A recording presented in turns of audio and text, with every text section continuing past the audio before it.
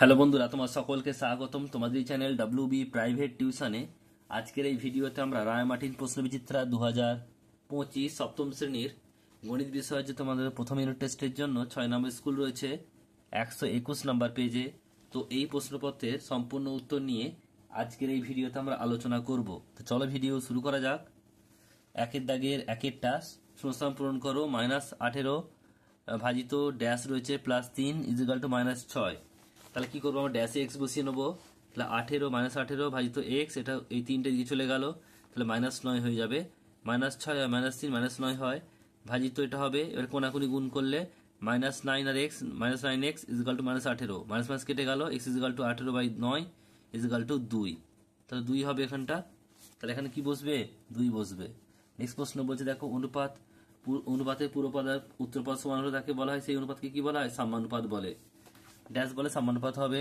Next প্রশ্ন বলছে দেখো, এক ব্যক্তির উচ্চতা 5 ফুট ও ওজন 60 কিলো হলে উচ্চতা ওজনের অনুপাত কত হবে? নির্ণয় করা সম্ভব নয়। কারণ কি, দেখো যখন উচ্চতা বলবে, উচ্চতার সঙ্গে উচ্চতাই অনুপাত করা যায়, বা ওজনের সঙ্গে ওজন করা যায়, এর উচ্চতার সঙ্গে ওজন করা যাবে না, তো তাই এটা সম্ভব নয়। নেক্সট দেখো, এদের একক কি, এদের ফুট আর এটা হচ্ছে কিগ্রা, তো একই একক হতে হবে, তাহলেও হবে না। নেক্সট প্রশ্ন সঠিক উত্তর নির্বাচন করো। বলছে এখানে 8x 18 সংখ্যাটি সমানুপাতে থাকলে x এর মান কত হবে? তাহলে মাঝখানে যে সংখ্যাটাকে দুবার লিখতে হয়, তাহলে এর সঙ্গে গুণ করলে x স্কোয়ার, এটা হচ্ছে 8কে 18 দিয়ে গুণ করলে 144, x ইকুয়াল টু √144, 12 144 মানে 12 উত্তর হবে। উত্তর হবে 12। নেক্সট অঙ্ক সঠিক উত্তর নির্বাচন করো। -6 ভাজিত +1 -2 এর সমান মান কত হবে? তাহলে এখান থেকে দেখো -6 আর এটা করলে কি হবে, +1 আর -2, এটা করলে হবে -6 আর হচ্ছে -1। কেন হলো, কারণ 1 আর 2, এটা মাইনাস, এটা প্লাস বিয়োগ করতে হবে। তাহলে 2 থেকে 1 বাদ দিলে কত হবে, 1, আর বড় হচ্ছে 2, চিহ্ন হচ্ছে মাইনাস, মাইনাস কেটে গেল, 6 উত্তর হবে। অপশন নাম্বার ডি সঠিক উত্তর হবে 6। নেক্সট প্রশ্ন সঠিক উত্তর নির্বাচন করো। এখানে বলছে 16 × 16 × 16 এর মান নির্ণয় করতে হবে। তাহলে দেখো 16 মানে হচ্ছে 2 এর পাওয়ার 4, 2 এর পাওয়ার 4, 2 এর পাওয়ার 4, 2 এর পাওয়ার কত হবে, এগুলো যোগ করলে 12 হবে, 2 এর পাওয়ার 12। নেক্সট প্রশ্ন শূন্যস্থান পূরণ করো। 8x আর হচ্ছে 12xy পরস্পর কি, এটা হচ্ছে অসদৃশ্য। দেখবে তোমরা, চল দুটো যদি সেম হয় তাহলে কিন্তু সদৃশ্য হবে, না হলে অসদৃশ্য হবে। চল কাকে বলে, এখানে আছে চল x, এখানে আছে xy, তাই একই নয় দুটো, এটা x আছে xy আছে, তাই এটা কি হবে, অসদৃশ্য। নেক্সট প্রশ্ন বলছে, একটি 90° কোণকে সমদ্বিখণ্ডিত করলে দুটি কোণ উৎপন্ন হয়, তাহলে মান হবে কত, 45°। সমদ্বিখণ্ডিত মানে অর্ধেক হবে। নেক্সট প্রশ্ন রয়েছে দেখো, 2 এর দাগের একেরটা, কোন এক ইনিংসে হার্দিক পান্ডিয়া ও রবীন্দ্র জাদেজার রান সংখ্যার অনুপাত হচ্ছে 5:6। রবীন্দ্র জাদেজার রান 84 হলে হার্দিক পান্ডিয়ার রান কত হবে? Pandya is to Jadeja 5:6, Pandya by Jadeja 5/6, Pandya by এটা কত হবে, এটা হচ্ছে কত, জাদেজা 84, 5/6, পান্ডিয়া ইজিক্যাল টু কি হবে, এটার সঙ্গে এটা গুণ, 84 × 5/6, 6 × 14 84, তাহলে 5 × 14 70 রান হবে কার, পান্ডিয়ার। নেক্সট অঙ্ক পরেরটা বলছে যে 120 কিগ্রা মিশ্র সারে ইউরিয়া ও পটাশের পরিমাণ যতক্ষণ 60% 40%, ওই মিশ্র সারে কোন সার কত আছে? মোট পরিমাণ হচ্ছে 120, ইউরিয়া আছে 60%, তাহলে 120 কিগ্রা 60% মানে হচ্ছে কত, 120 × 60/100, 0 কাটলো, 0 কাটলো, তাহলে 6 × 12 72 কিগ্রা। পটাশ আছে কত, 40%, তাহলে 120 কিগ্রা 40%, 120 × 40/100, এই 0 সঙ্গে এটা, এর সঙ্গে এটা কাটলো, 4 × 12 48 কিগ্রা, এটা হচ্ছে উত্তর। নেক্সট প্রশ্ন পরেরটা বলছে, এক বিশেষ প্রকার ইস্পাতে লোহা ও কার্বনের অনুপাত হচ্ছে 49.49:1 হলে ওই প্রকার 250 কুইন্টাল ইস্পাতে কত কুইন্টাল লোহা আছে?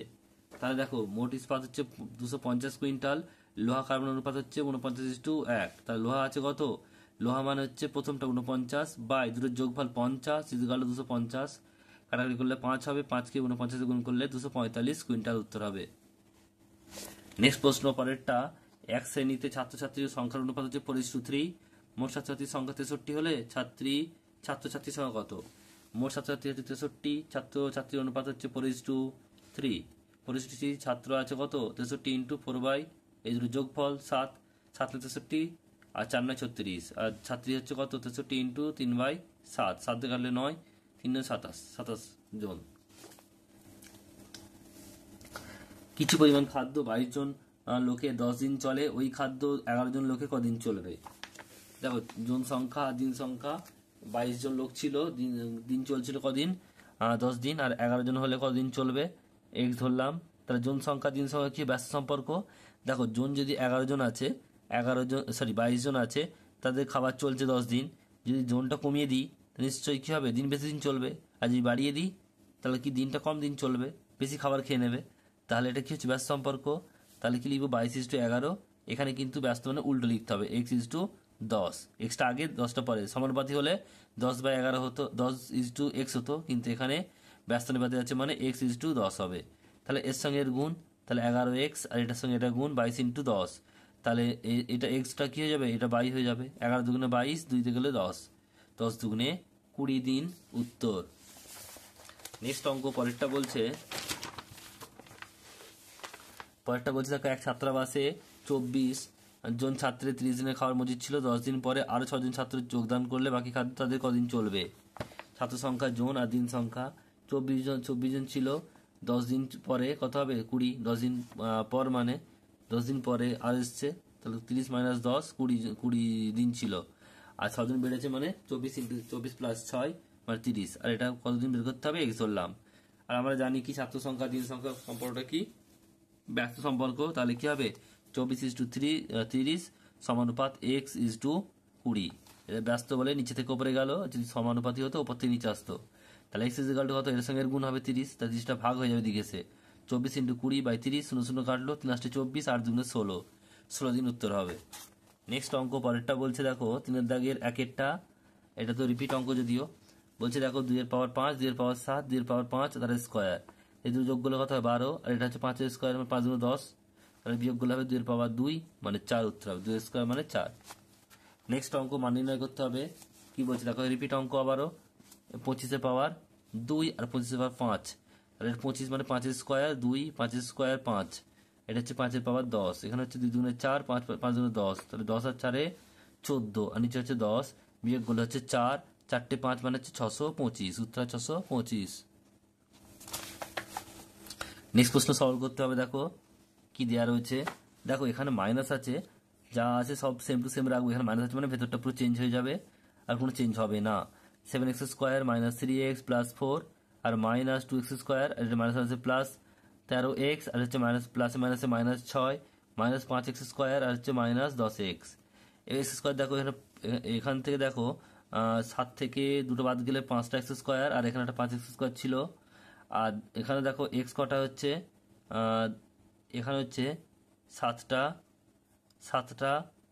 আর এখানে হচ্ছে 13টা, সরি 3টে আর 13টা। এখানে বিয়োগ করলে কি হবে 10টা, বড় কে 13, চিহ্ন কি প্লাস, প্লাস 10x হবে, আর এখানে -10x, আর হচ্ছে মাইনাস। এখানে দেখো 4 আর 6, এখানে হচ্ছে প্লাস, এখানে হচ্ছে মাইনাস। 6 থেকে 4 বাদ দিলে 2 হয়, আর বড় হচ্ছে 6, চিহ্ন হচ্ছে -2। 5 5 কেটে গেল, 5x² 5x কেটে গেল, কারণ এখানে কিছু নেই মানে প্লাস আছে, প্লাস মাইনাস কেটে গেল, আর এখানে প্লাস মাইনাস কেটে গেল, এখানে একটা এক্স হবে, -2 উত্তর হবে। নেক্সট অঙ্ক পরেরটা বলছে ভাগ করতে হবে, দেখে নাও ভাগটা। -3pq আর দিয়ে ভাগ করতে হবে। ভাগ মানে পুরোটাকে আবার এটা দিয়ে ভাগ, এটা দিয়ে ভাগ, এটা দিয়ে ভাগ, তাহলে কি দাঁড়াবে 3pqr by -3pqr plus 6p²qr² by -3pqr minus 9p³ আর কিউব বাই -3pqr। এখানে দেখো তাহলে 3 কাটলো, পিপি কাটলো, কিউকিউআর আর কাটলো, -1 পড়ে রইলো।